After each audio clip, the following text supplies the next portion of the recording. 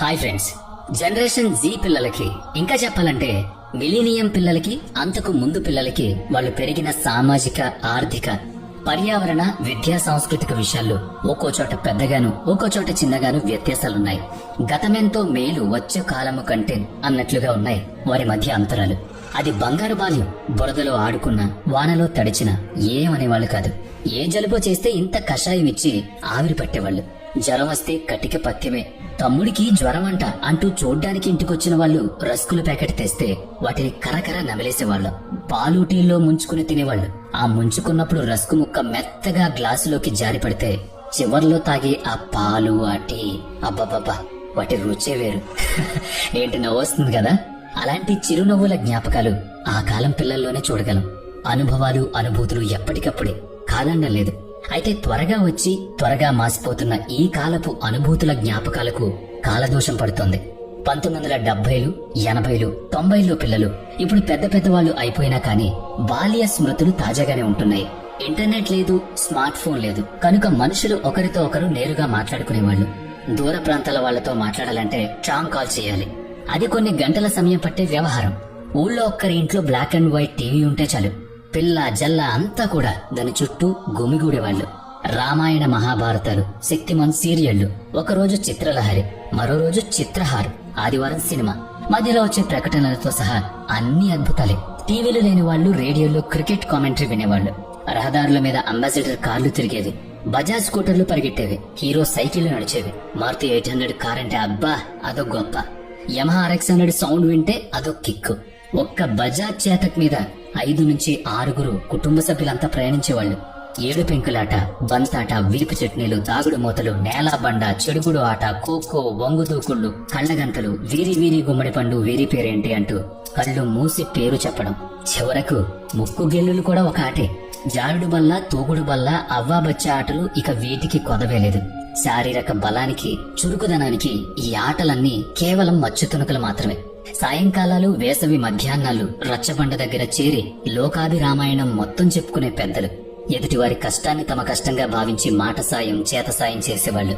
వానకాలం వస్తే చాలు పిల్లలు కాగితం పడవల కోసం ఎగబడి మరీ ఇంటి ముందుండే చిన్న కాలువల్లో చేసే ఆ కాగితపు పడవలు, గోలీలాట, పాత టైర్లతో బండాట, గూటి బిల్లలు, ముంజికాయ బండిలు, ఒకటేంటి అన్నీ చెప్తూ ఉంటే ఒక రకంగా కళ్ళల్లో నీళ్లొస్తున్నాయి కదా. ఇంట్లో చింతపిక్కలాట మొదలు పెడితే సమయమే తెలిసేది కాదు ఇంట్లో వాళ్ళకి. తాడు బొంగరం చేతికి చిక్కితే పొద్దున్నెళితే ఎప్పుడో రాత్రికొచ్చేవాళ్ళం. నిజంగానే ఇప్పటికి 25 ఏళ్ల క్రితం అంటే 2000వ సంవత్సరం కంటే ముందటి కాలం గురించి ఇప్పుడు చెప్పుకోవడం దేనికంటే గడిచిపోయిన కాలంలో మనం మర్చిపోయిన మన ఉనికి, మన అనుబంధాలు, మనిషి తత్వం గుర్తొస్తే వాటిని మళ్లీ సంపాదించుకుని ఆనందించడం సాధ్యమంటారా? ఆనందం అంటే అదే గనుక దాన్ని సంపాదించుకోవడమే మనం చేయాల్సిందే. పిల్లలు మెచ్చిన దూరదర్శన్ సీరియళ్లు, అవి భారతీయ ఇతిహాసాలు, పురాణాలు, చారిత్రక వ్యక్తులు, సాంఘికాలు, హాస్యభరితాలు, వైజ్ఞానిక విషయాలు ఏవైనా కానీ అన్ని వయసుల వారికి ఆకట్టుకుంటాయి. శక్తిమాన్ బొమ్మలు ముద్రించిన టీషర్ట్ ధరించి గోడల మీద పోస్టర్లు అంటించి వారితో ఫోజులు కొట్టించి మరీ మురిసిపోయేవాళ్లం. ఇక రోలింగ్ పింగ్ మ్యాగ్నెటిక్ గుర్తున్నాయి మీకు? గుండ్రంగా తిరుగుతూ దగ్గరకొచ్చి క్లింగ్ అని శబ్దం చేస్తూ అతుక్కునేవి. అవి ఎవరి వద్ద ఉంటే వాడు క్లాస్ లో హీరో అన్నమాట. లేజర్ లైట్ ఉన్నవాడైతే సూపర్ హీరో, పెద్ద గొప్పలు పోయేవాడు. రాక్షస పళ్ళను తగిలించుకుని స్నేహితుల్ని భయపెట్టడాలు ఇప్పుడు హాస్యంగా అనిపించే ఎన్నో కూడా అప్పుడు గొప్ప అపురూపాలు. అవి కొనుక్కున్న వాళ్ళు నిజంగా గొప్పోళ్ళు. కొందరి వద్ద ఏ దుబాయ్ నుంచో బాబాయో మామయ్యో తెచ్చిన వీడియో గేమ్ ఇంకా ఉందంటే ఇక అంతే సంగతులు. వాడు ఎక్కడా భూమి మీద నిలబడేవాడు కాదు. ఈ జ్ఞాపకాలన్నీ ఎన్ని కోట్లిస్తే కొనగలం? ఒకసారి ఒక అబ్బాయి జ్వరంతో స్కూల్కి రాలేదు. మన్నాడొచ్చాడు. అయితే ముందు రోజు లీవ్ లెటర్ ఎలా రాయాలో చెప్పారు. రాసిన వాళ్ల పుస్తకం ఒకటి ఆ అబ్బాయికిచ్చి అందులో ఉన్నదున్నట్టుగా చూసి రాయమని చెప్పి మిగతా వాళ్ల పుస్తకాలు దిద్దుకున్నారు మా ఇంగ్లీష్ మాస్టర్. చివరిగా ఆ 2 పుస్తకాలు దిద్దుతూ ఆయన నవ్వుతూ ఆ అబ్బాయిని పిలిచి చెవి మెలిపెట్టి పుస్తకం వైపు చూపించారు. అతను తనకిచ్చిన పుస్తకంలో ఉన్నదున్నట్టు దించేశాడు. మరి అతనికి ఇచ్చిన పుస్తకం ఆ అమ్మాయిది.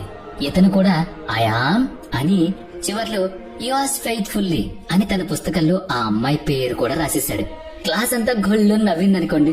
ఒకసారి సైన్స్ ఫేర్ జరిగితే గాలికి బరువు ఉంటుందని నిరూపించే ప్రయోగం చేయడానికి బుడగలు, చిన్న కర్ర ముక్క, ఒక దారం ఉండా, వాటన్నిటినీ తీసుకురమ్మని సైన్స్ మాస్టర్ చెప్తే మాలో ఒకరు నిరోధ బుడగలు తెచ్చారు. అవేనండి కాండోమ్స్. అవేంటో అప్పటికి మాకు తెలియకపోయా. ఆ అబ్బాయికి కూడా తెలీదు. వాళ్ళ కొట్లు అమ్ముతారట, తనకి ఫ్రీయే కాబట్టి తెచ్చేశాడు. మాస్టర్ వాటిలోకి గాలి ఊదించి ప్రయోగం చేసి చూపించి ఆ తర్వాత అవి అసలు ఎందుకు వాడతారో చెప్తే ఆ అబ్బాయితో పాటు అందరూ తెగ సిగ్గుపడిపోయారనుకోండి. 1980లో ఓ రోజు తరగతి పిల్లడికి మేమిద్దరం మాకిద్దరం, ఇద్దరు వద్దు ఒక్కరే ముద్దు, వాడండి నిరోధ్ అంటే ఏం తెలుస్తుంది చెప్పండి అన్నట్టు చిన్న చిన్న రేకు పడవల్లో తైలం పోసి వెనక్కు ఒత్తి వెలిగించే నీళ్లలో వదిలితే అది బుర్రమనుకుంటూ మళ్ళీ శబ్దం చేస్తూ ముందుకెళ్ళదు కదా. 5వ తరగతి వరకు పలకా బలపం వాడే ఉంటారు కదా మీలో చాలా మంది. మట్టి కణికలు పాల కణికలతో పలక మీద రాయడం, చెయ్యి తడి చేసుకుని లేదంటే చేతికి ఉమ్మి పెట్టి ఏదైనా తప్పుస్తే పలక మీద చెరపడం ఎంత కమ్మగా ఉండేది. పెన్సిల్ ముక్కు విరిగి సగం అయ్యేదాకా చెక్కుతూనే ఉండేవాళ్ళం. రెండో చివర నోట్లో పెట్టుకుని చప్పలిస్తూ ఉండేవాళ్ళం. పెన్ క్యాప్స్ ని మాత్రం ఇష్టం వచ్చినట్టు పచ్చడి పచ్చడిగా కొరికేసి ఆ కొరకడంలోనే ఒక గొప్ప అనుభూతిని పొందేవాళ్ళం. పిజ్జా బర్గర్లు అంటే ఆ రోజుల్లో అసలు ఎవ్వరికీ తెలియదు. నగరాల్లో పిల్లలకు తెలిసే అవకాశమే లేదు అప్పట్లో. ఇంట్లో అమ్మ చేసే చపాతీలే గొప్ప. హోటల్లో బొగ్గుల కొంపటి మీద దెబ్బరొట్టి కాల్చి బొంబాయి చట్నీతో కలిపిస్తే దట్టించి కొట్టేవాళ్ళం.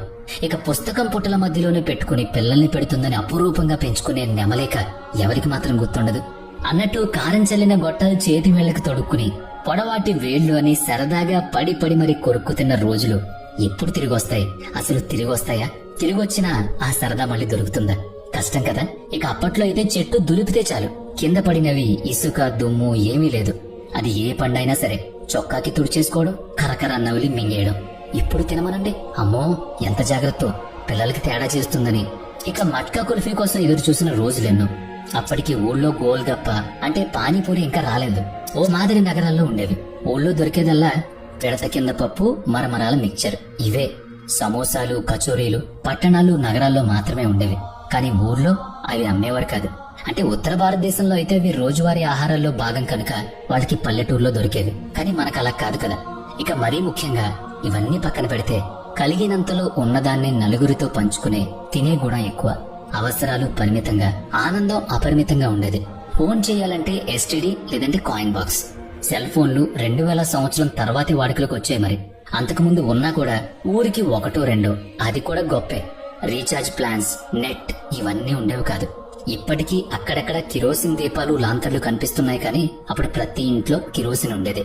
నెలాఖరు అయ్యేసరికి కోటాకి వెళ్లి, అంటే ఈ గవర్నమెంట్ దుకాణాలు ఉండే కదా, అక్కడ కిరోసిన్ బియ్యం అవన్నీ కూడా మీ రేషన్ కార్డు పట్టుకెళ్లి తీసుకొచ్చేవాళ్ళు కదా.